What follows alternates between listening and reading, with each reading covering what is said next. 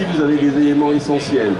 Maintenant, au bout de 15 ans d'âge, comme l'a dit Liliane, on a formé des gens et des exécutifs dans 54 pays, depuis l'Indonésie jusqu'à la Jamaïque. On verra un peu après comment se répartissent le nombre de gens formés.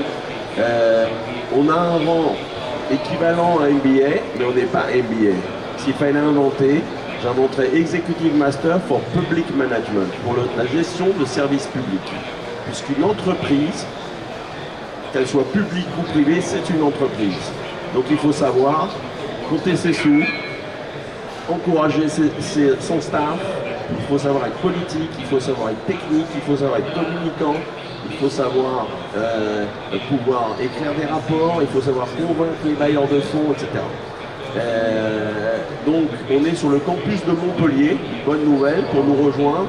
Il fait plus chaud à Montpellier qu'à Paris et c'est un peu plus smart aussi. D'ailleurs tous ceux qui sont venus sont très contents, c'est un petit peu moins stressé qu'à Paris, hein, voilà. Mais on va de temps en temps à Paris évidemment. Autre chose, c'est qu'effectivement on s'appelle Eau pour tous et assainissement pour tous. Ça veut dire qu'on vise aussi les familles vulnérables, les familles qui sont dans des quartiers informels, parce que dans un certain nombre de pays, eh bien on sait que ça représente 30 à 40% de la population. Donc effectivement, gérer les services d'eau, les services d'assainissement pour tous, il faut aussi considérer le fait que certains sont dans des situations difficiles. Donc on a une approche sociale du service, évidemment. D'où le bottom of the pyramid. On doit recruter des talents dans les entreprises, et ça, tout le monde en a du talent. Le problème, c'est que certains talents ne veulent pas s'exprimer.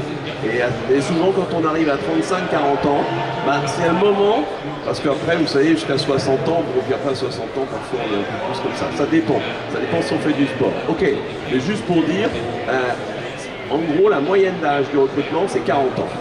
Voilà. On en a formé 282, plus d'autres en formation courte. La moyenne d'âge, c'est 40 ans. Après, on fait du mentoring, on fait du coaching individuel, on a 150 formateurs, en français et en anglais, c'est très important aussi, on fait ça en français et en anglais, ce qui permet une multiculturalité, et puis on travaille en Asie, en Afrique, ce qui fait qu'il y a un mélange des promotions. Voilà, alors ici vous avez quelques photos, évidemment on est aligné sur les objectifs du développement durable, et l'objectif 6 en particulier, et monsieur Gérard Payen vient nous faire des cours, ainsi que monsieur Philippe Guettier, d'ailleurs avec l'outil Water for SDGs, hein, voilà, exactement. Alors évidemment, il faut faire du terrain, parce qu'il ne faut pas oublier que quand on est un manager, il faut aller beaucoup sur le terrain, hein.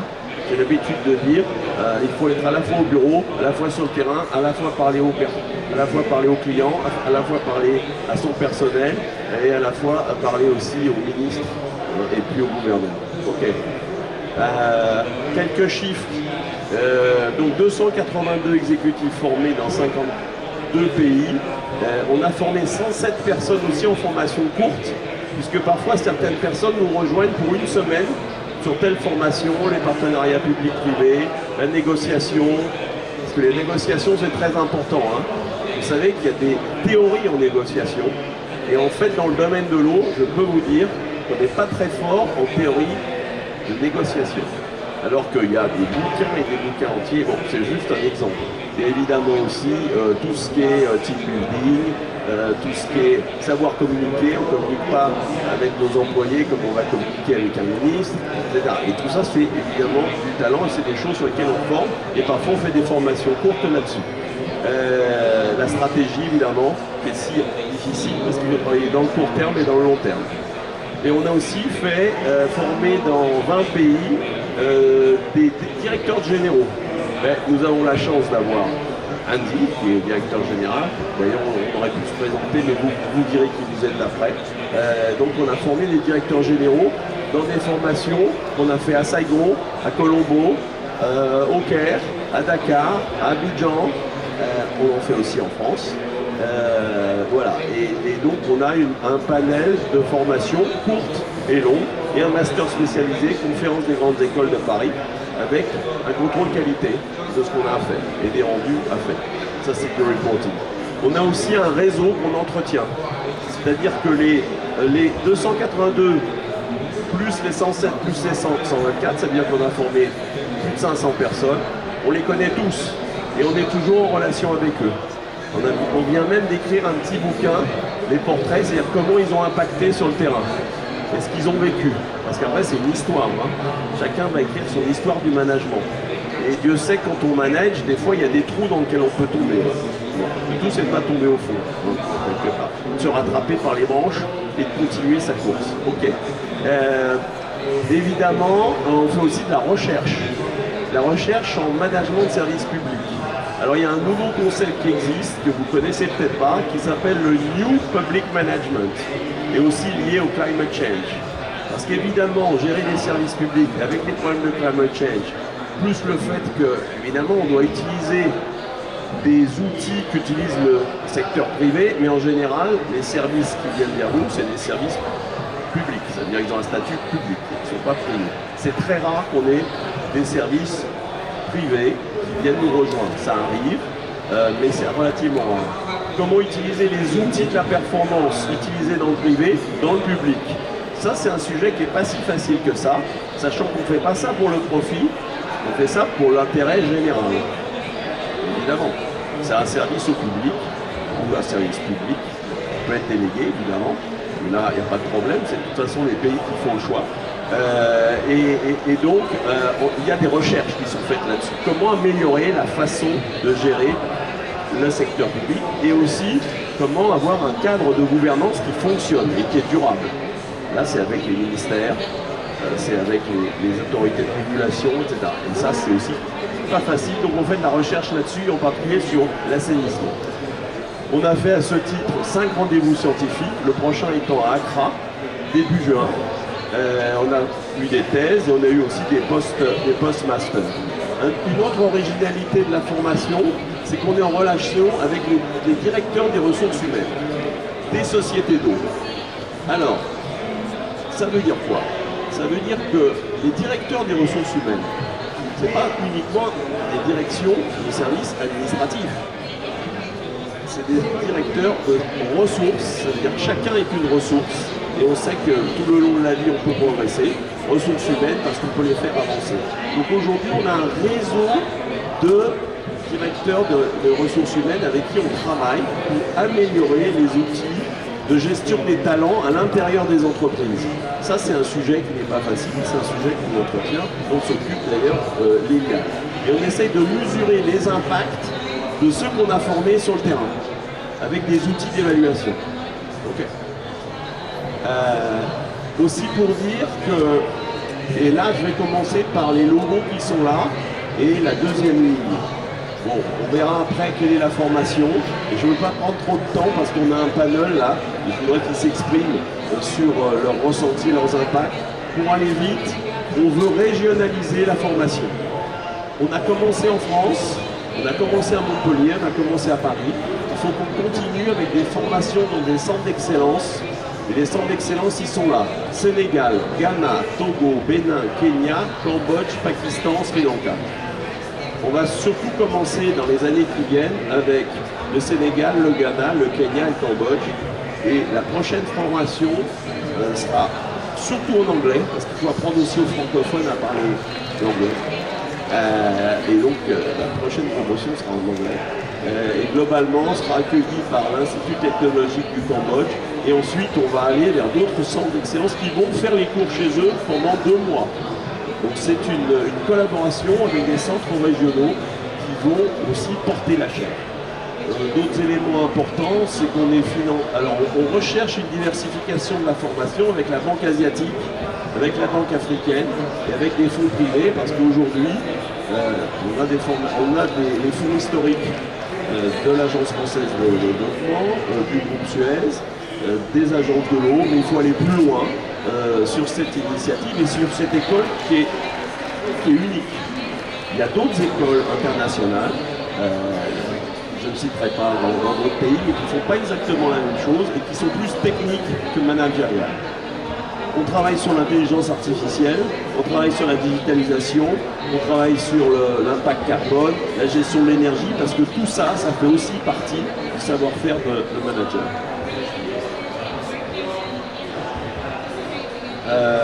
Bon, voilà dans quel pays nous sommes. Alors, il y a quelques pays, vous voyez essentiellement l'Afrique francophone, anglophone, un petit peu lusophone aussi. Alors évidemment, on a formé 4 personnes en Chine, alors ça prend beaucoup de place sur la carte, hein, voilà, et qu'une personne en Inde. On en a formé beaucoup au Pakistan, une quinzaine, beaucoup au Sri Lanka, pas mal en Cambodge, au Vietnam. Toute l'Afrique qui est à peu près, il y a quelques pays comme l'Ouzbékistan, la Géorgie, la Roumanie, la Jamaïque et Haïti qui sont des clients, je dirais des partenaires importants, où d'ailleurs certains sont devenus directeurs généraux. Voilà. Donc, je vous presse vite l'anecdote. En Jamaïque, le patron de l'eau, il a été formé chez nous.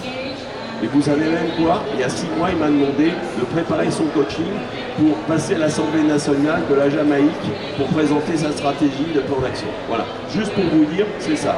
Quelques chiffres ici, 282, vous voyez, ils arrivent ingénieurs, managers ou directeurs, et puis ils montent en grade. Donc on sait ce qu'ils sont devenus, et puis on sait aussi parfois leurs devoirs, et comment on doit améliorer notre formation parfois. Ah, ça, il faut faire mieux. Ok. Voilà. Bon, ça, c'est tous les directeurs actuels. Alors, vous voyez, tous ceux qu'on a formés en Chine, en général, ils sont directeurs. Au Sri Lanka, on en a quelques-uns. On en a beaucoup au Sénégal, au Sénégal, en Mauritanie et au Mali, qui sont devenus directeurs ou directeurs généraux. Voilà, donc ça, c'est une carte. D'autres, certains restent chefs de service, etc. Juste pour vous passer une loupe, parce que vous dites, mais vous enseignez quoi?